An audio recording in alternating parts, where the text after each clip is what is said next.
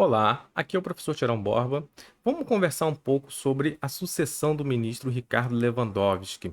Quer dizer, ele adiantou em um mês a sua saída do STF e começa a acelerar, né, as discussões públicas sobre quem será o seu sucessor. Quem é favorito, quem está correndo por fora. E não vou discutir aqui no vídeo a questão, por exemplo, será que a pessoa que é favorita ou está correndo por fora tem um notório saber jurídico? Isso aí eu deixo para os juristas responderem, vai ter muita gente fazendo esse tipo de discussão. Ou então se aquela pessoa tem uma vida profissional, uma vida pessoal também, que isso envolve também, isso tem um peso moralmente irrepreensível. Então isso aí eu vou deixar para a imprensa averiguar. E o que eu posso contribuir, né, minha competência, é pensar junto com as ciências humanas. Como é que acontece esse processo de escolha? Tiaron, mas é o presidente da República que escolhe. Lembrando, ele não escolhe sozinho, né?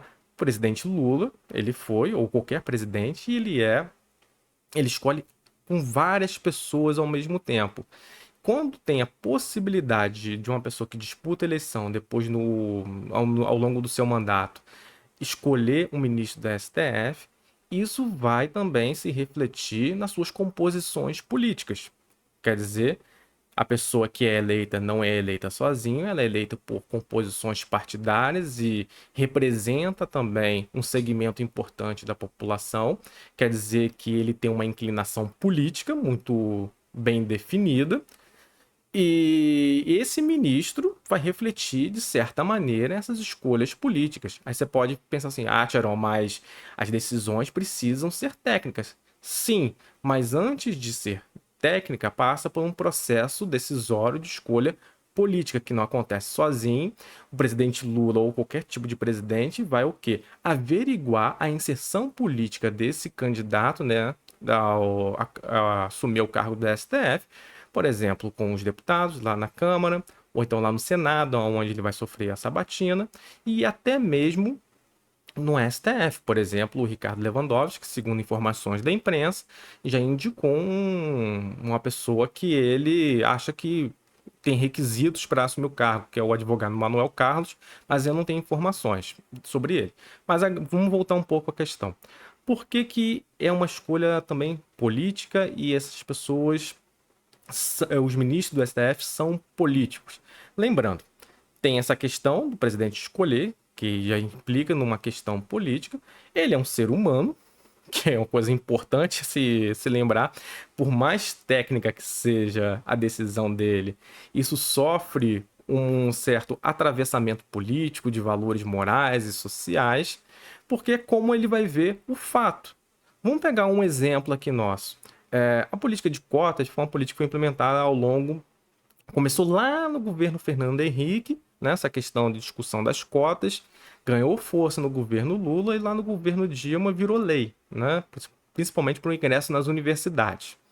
Quando ela virou lei, quer dizer que passou lá pela Câmara dos Deputados, passou pelo Senado, só que quando foi ser implementada e tudo mais, tudo naquele processo, os democratas, hoje, né, estão lá inseridos dentro da União Brasil, eram os antigos do PFL, tem um perfil de direita, acharam que aquilo ali era errado, era inconstitucional e passava também para sua própria visão de sociedade que aquilo ali era uma lei que seria equivocada. Então eles foram pedindo uma ação de inconstitucionalidade.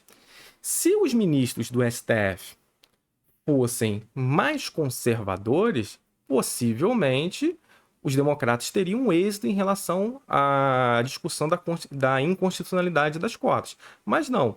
A maioria dos juízes, né, dos ministros da STF, tinha um perfil mais progressista, utilizaram argumentos técnicos doutrinários, né, principalmente baseados no liberalismo, para mostrar que as cotas tinham que a sua legitimidade e a sua constitucionalidade. Quer dizer, foram decisões técnicas e decisões políticas ao mesmo tempo. Então, essa relação entre o jurídico e o político sempre vai existir.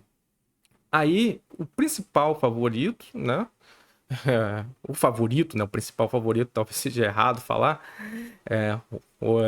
seja o Zanin, que foi defendeu o Lula lá nos processos de Curitiba, tem uma relação extremamente estreita com o Lula por conta de todo o processo que o Lula foi condenado pelo juiz Sérgio Moro, a sua condenação foi ratificada lá em segunda instância, só depois que veio a Vaza Jato, a imprensa começou, ainda que inicialmente, dando uma descredibilidade ao Intercept, mas depois foi averiguando que o trabalho era sério, que aquelas fontes eram verdadeiras, que mostrou o conluio do Sérgio Moro com os procuradores lá da Lava Jato e mostrou que o Lula estava sendo perseguido politicamente. Não vou entrar no mérito do juiz Sérgio Moro, mas aí o que em relação ao Zanin, muitos advogados estão falando.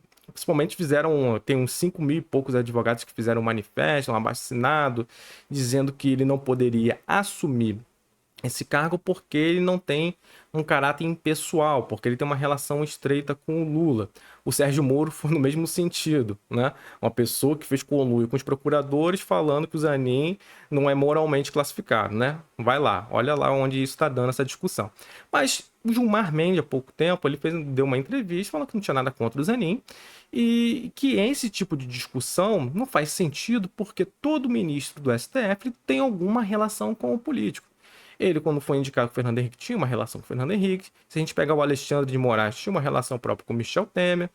Então, como o ministro da STF, ainda que ele seja, né, uma pessoa ligada ao político, ele vai ganhar uma estabilidade. Aí o presidente Lula ele vai averiguar lá na Câmara dos Deputados, no Senado, o que se esse nome é viável ou não. Ao que parece, tem sido noticiado na imprensa, parece que sim, que o Zanin tem uma boa entrada e é potencialmente uma pessoa que vai assumir o cargo do STF. Pode ser outro que não esteja saindo na imprensa? Pode. Mas essa questão com o político, por que ela acontece? Ah, não, porque existe o foro privilegiado. Se o Zanin assumir lá, algum político do PT que for responder o processo, ele vai lavar as mãos. Isso não acontece. As pessoas ganham uma independência nos seus processos de escolha. Por exemplo, o Joaquim Barbosa, ele foi escolhido na época do PT. E quando ele foi julgar, ele julgou o mensalão, ele foi o relator, foi extremamente duro. Então, eles ganham uma independência, eles não vão querer botar a sua trajetória pessoal, profissional, moral, né, abaixo para fazer troca de favores. O que os políticos querem, principalmente porque eles têm foro privilegiado, é que exista uma estabilidade no processo de decisão. Que por mais que eles saibam das inclinações políticas do ministro do STF, saiba como ele vai decidir determinado fato, qualquer tipo de problema, qualquer tipo de querela que for levada lá à Suprema Corte Brasileira, né? A mais alta corte do Brasil. Então, pense nisso, pense com as ciências humanas. Um abraço, até a próxima. Compartilhe o vídeo, por favor.